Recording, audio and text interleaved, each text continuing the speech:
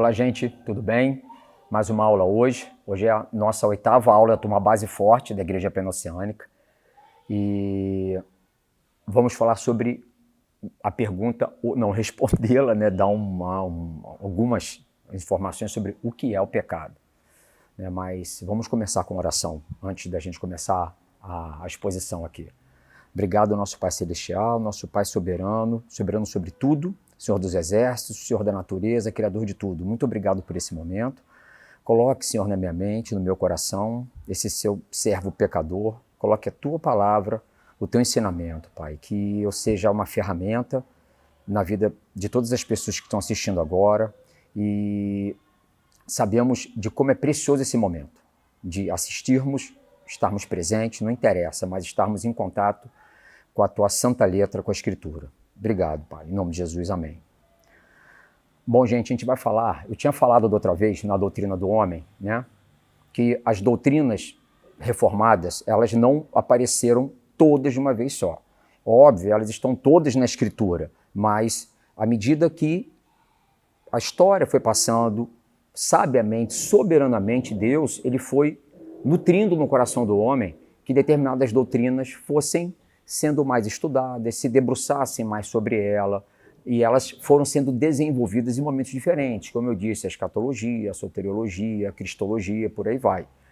E nós temos a doutrina do homem, que ela é bem antiga, ela já remonta, nós temos discussões sobre o homem no período intertestamentário praticamente, né? Sempre chamou muito a atenção do que é o homem, de onde nós viemos, para onde nós vamos. Eu falei disso na última aula. E, óbvio, quase não tem como dissociar, eu até brinquei na outra aula a respeito de dar spoiler, falar sobre pecado, falar sobre a queda. Geralmente nos grandes compêndios de teologia sistemática, essas duas seções estão uma ligada à outra. Uma vem atrás da outra. A doutrina do homem, geralmente está dentro do item criação, aí você tem o homem e depois você tem a queda.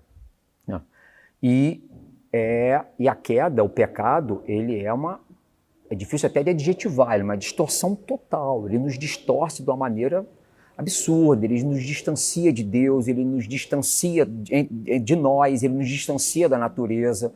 Então é difícil até de nós acharmos uma definição para pecado, né? Mas uma definição, uma possível definição que o próprio Gründen ele coloca, é bem básica, mas pecado é deixar de se conformar à lei moral de Deus, seja em atitude, seja em natureza.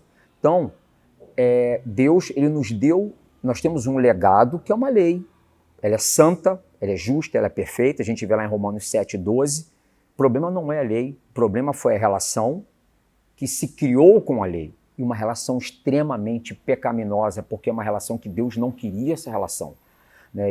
E ela gera todo esse mal-estar.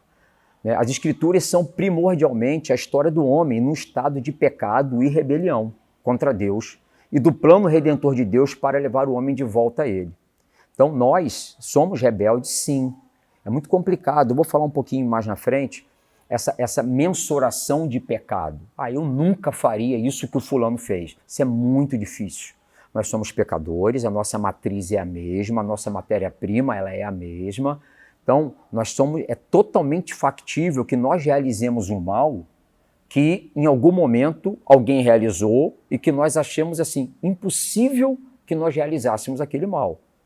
Portanto, a vida agradável a Deus é aquela que exibe pureza moral, não só em atos, mas também em desejos íntimos. Essa pureza moral, óbvio que nós não vamos alcançar nunca uma pureza total, mas é um caminho de santidade, né? E não só em atos, mas também em desejos íntimos. Na verdade, começa-se principalmente em desejos íntimos, porque os atos vêm deles. Então, nós percebemos a nossa pecaminosidade, a nossa queda, a nossa distância nos nossos desejos íntimos, que você tem basicamente ali, né, no Novo Testamento, você tem a palavra, você tem armatia em grego, que quer dizer errar o alvo, né, a palavra errar o alvo, e você tem peccatum no latim, que é um delito. Na verdade, elas podem não ser sinônimas diretamente em todas as situações, mas nesse sentido é. Porque como nós erramos, que alvo é esse que nós erramos? o caminho para próximo, para perto de Deus. E isso nos gera delito. Então, nesse caso, os dois sentidos, eles andam estritamente de mãos dadas. Demonstrando a pecaminosidade universal da humanidade, Paulo recorre à lei de Deus. Seja a lei escrita dadas aos judeus, como referência a Romanos 2, 17 a 29, seja a lei não escrita, que atua na consciência dos gentios, que, pela sua conduta, mostram a norma da lei gravada em seu coração, Romanos 2, 1, 5. Então, nós temos isso em nós. Eu falei quando eu falei sobre homem, tá? Sobre o homem. Por que nós somos indesculpáveis se em algum momento nós falarmos assim, pai, eu não te conheci, eu nunca ouvi falar de você? Isso é mentira, isso não é verdade. Porque seja na revelação geral, tá? Seja na natureza, porque de uma maneira geral, Deus se revela a nós de basicamente 3 formas. Na natureza, em nós, na nossa consciência, o ser humano é uma prova da revelação geral de Deus. E na providência, a maneira que ele nos sustenta, a maneira que ele nos supre. E nós temos uma outra maneira de revelação, que é a Escritura, né? O legado inspirado, né? Theopneustos, inspirado por ele. E, na verdade, para mim, não é nem inspirado, teria que ser expirado por ele. Então, Paulo fala, seja um, seja no outro, Deus se revelou. E essa, assim, quando eu falei da outra vez, né, do sensus divinatis, o senso de divino que o ser humano carrega com ele sabe que ele está pecando. Nós nascemos com isso. Né? Nós não precisamos aprender que nós precisamos pecar aonde? No secreto, no escuro, à noite, onde ninguém vê, porque nós sabemos que estamos transgredindo algo. De onde veio o pecado? Como ele penetrou no universo? Tem algumas perguntas aqui que é impossível ser exaustivo aqui. E um ponto que acontece, eu não vou responder isso aqui, eu nem vou entrar nesse mérito, mas suscita essas perguntas, esse tipo de pergunta que é a respeito, as perguntas a respeito do mal. Né? Qual é a relação do mal? Qual é a relação de Deus com o mal? Então, eu não vou entrar nisso aqui, mas óbvio que uma pergunta é coerente, porque o mal ele anda de mãos dadas com o pecado, o mal que eu e você fazemos. Então, isso tem uma resposta, você tem respostas bíblicas, respostas dadas por Deus. Eu não vou me atentar a isso aqui agora, porque é um assunto muito complicado, filosoficamente complicado, moralmente complicado, mas ele vem à tona, não tem como vir. Por exemplo, de onde vem o pecado? Como ele penetrou no universo? Culpar a Deus pelo pecado é blasfemar contra o caráter dele. Né? Abre aspas, suas obras são perfeitas, porque todos os seus caminhos são juízo. Deus é fidelidade, e não há nele injustiça, é justo e reto, Deuteronômio 32:4. A gente tem que tomar muito cuidado com algo que às vezes é chamado de o dualismo supremo do universo, que é quando nós não queremos atribuir, tá? Isso, olha só, isso não acontece só fora da igreja. Muitos homens, eles têm muita dificuldade de entender essa relação de Deus com o juízo, atos de juízo, né, que na teologia sistemática se chama justiça retributiva. Tem homens que tentam defender a Deus. Deus não precisa de defesa, nenhuma. Só que algumas pessoas ainda se sentem conflitadas com essa ideia e acabam intuitivamente criando um dualismo de ter uma outra força no universo, talvez, não sei, a vida. Tem Deus e tem a vida. Não estou nem falando de uma força maléfica, não vou nem mencionar Satanás, mas como se tivesse uma outra força tão poderosa quanto Deus, que essa força seria responsável por uma série de males. Não é isso. O caminho não é esse. Porque Deus, ele é justo, ele é perfeito, o caráter dele é imutável. Agora, ele faz o mal diretamente? Não faz. Mas isso é uma linha, ela não é nem tão tênue, mas é um assunto que dá mais uma sequência de umas 20 aulas. Mesmo antes da desobediência de Adão e Eva, o pecado já se fazia presente no mundo, né? No mundo angélico, com a queda de Satanás e dos demônios, que são os anjos maus. Satanás, ele não se torna Satanás naquele momento envolvendo a serpente e Eva. Ali ele já era um ser caído. Não temos a informação. Há quantos meses, quantos anos Satanás estava caído. Isso não vem ao caso. Agora, já havia o pecado, a maldade nele e nos anjos que caíram antes daquele momento com Adão e Eva. Isso é importante saber. Mas com respeito à raça humana, né, o primeiro pecado, ele foi o pecado de Adão e Eva, no Éden. E é o que a gente chama de pecado original, né? Mas assim, ele é original por quê? Que pecado... muitos teólogos entendem esse termo pecado original, que até a igreja romana ela usa, a igreja católica romana, em que sentido? Esse pecado que nós herdamos, que nós nascemos com ele, a gente pode usar essa nomenclatura, mas é interessante que a gente sabe o que se refere. Não é esse pecado original não é o pecado de Adão só, é a nossa pecaminosidade. Tá? Essa palavra pecado ela é abrangente, ela não está, óbvio, começou com Adão, mas a palavra pecado nessa expressão, ela se refere a uma pecaminosidade bem abrangente, e o original é originariamente nascido em Adão. Então esse é o conceito do pecado original que está em nós.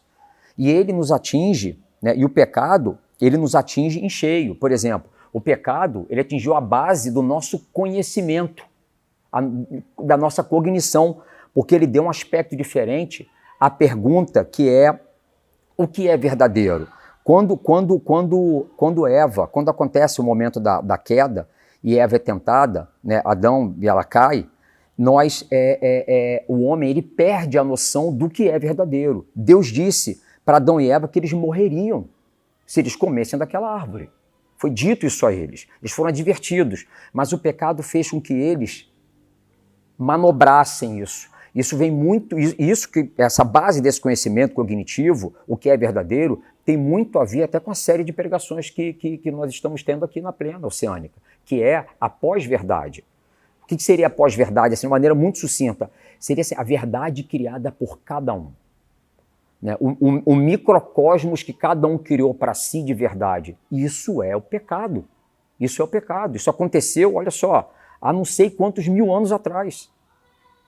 Satanás entra e ele dá uma espécie de uma pós-verdade para Adão e para Eva, que eles perderam a base do conhecimento cognitivo deles. Então, assim, eles perderam a resposta correta do o que é verdadeiro. O que é verdadeiro para eles passou a ser uma outra coisa. O pecado, em segundo, o pecado atingiu os parâmetros morais e distorceram a resposta do o que é certo. O que passou a ser certo para eles? Então, o que Satanás passa naquele momento? Né? A serpente ela sugere que o certo seria comer o fruto. Você vê ali a distorção totalmente de avaliação. Já o homem fazendo avaliação mediante a sua própria mente. A finitude da sua mente, da nossa mente. Então, a gente começa a perder esse parâmetro moral. O moral está muito relacionado ao indivíduo e a ética à coletividade. E a gente é o pontapé inicial para o outro. Então você vê, fomos atingidos na base do nosso conhecimento, com uma resposta totalmente distorcida do que é verdadeiro. Fomos atingidos na base dos nossos parâmetros morais, sobre o que é certo. E fomos atingidos em cheio em relação a uma pergunta: quem sou eu? Quem sou eu? O pecado, ele nos coloca numa posição que nós não estamos e não fomos feitas para ela.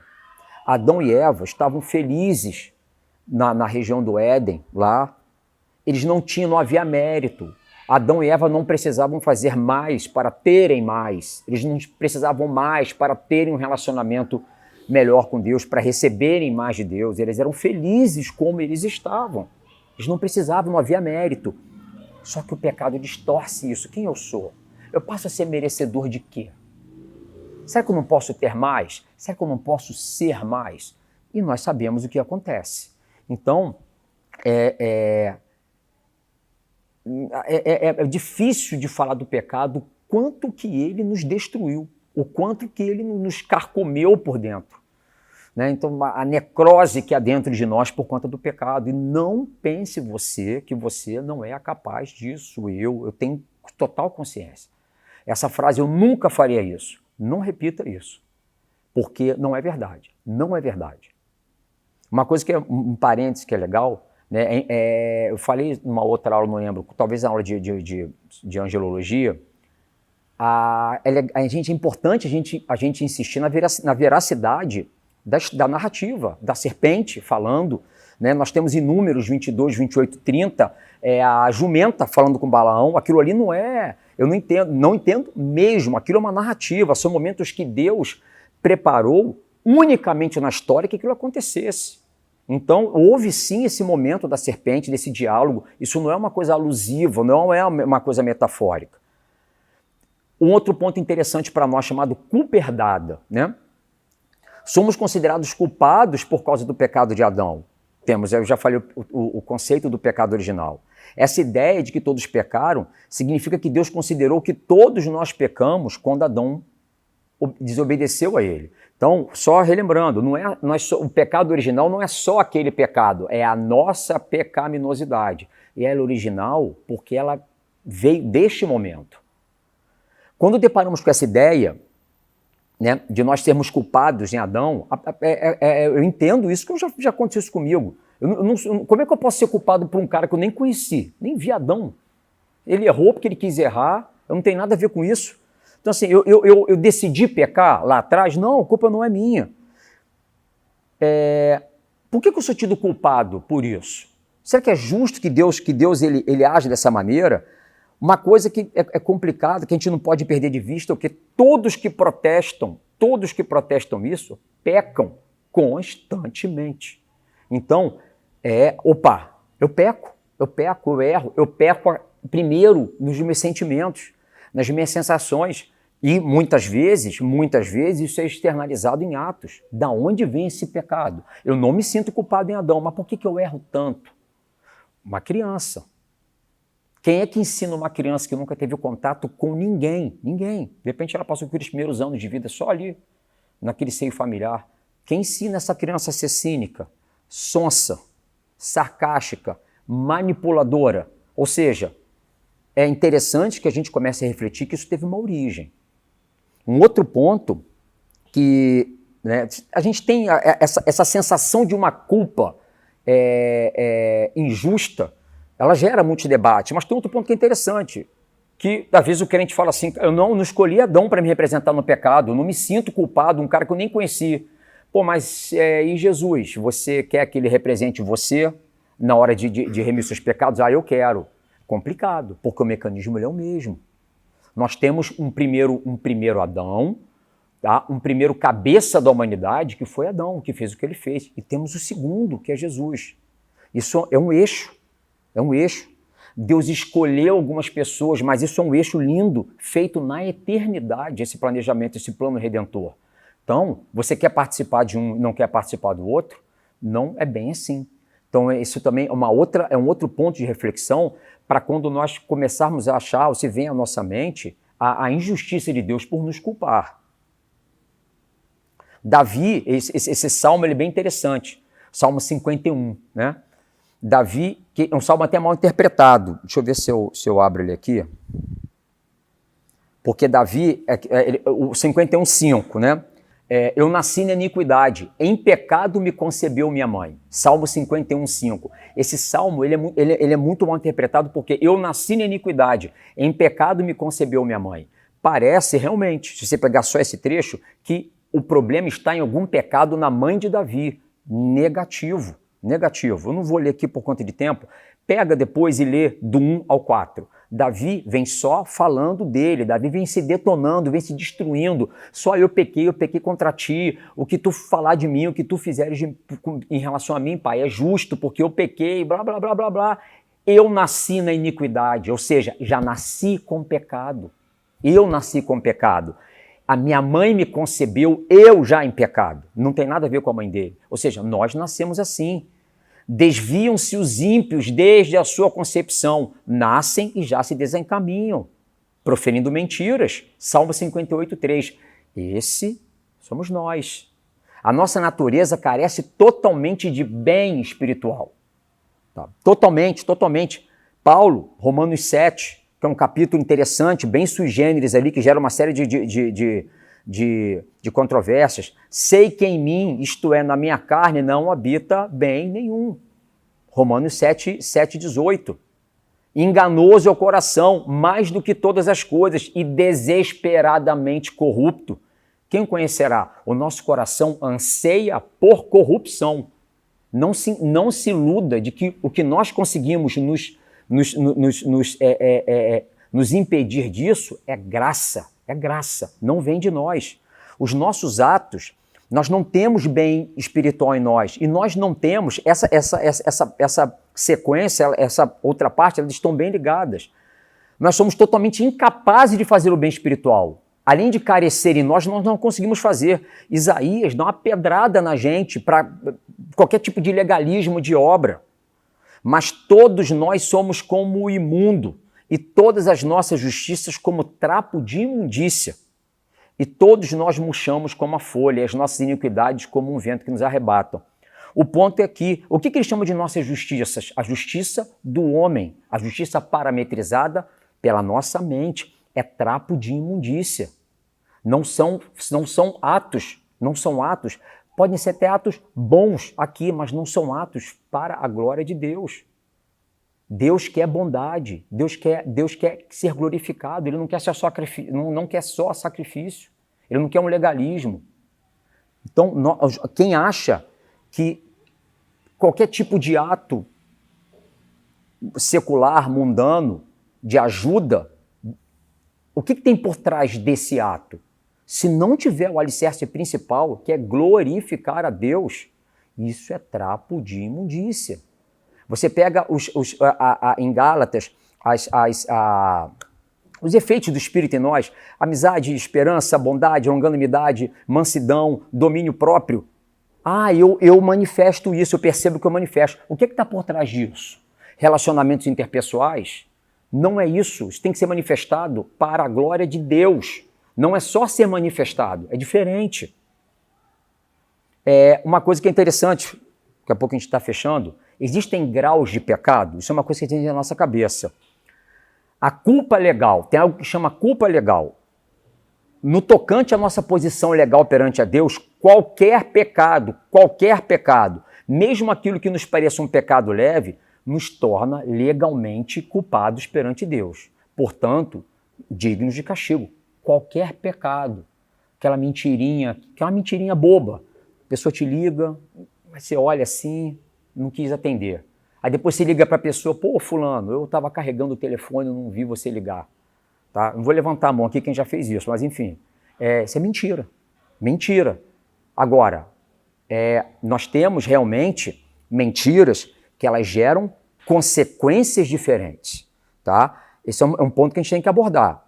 O pecado, o erro do alvo, o peccatum, o delito, ele foi cometido e ele é passível de punição.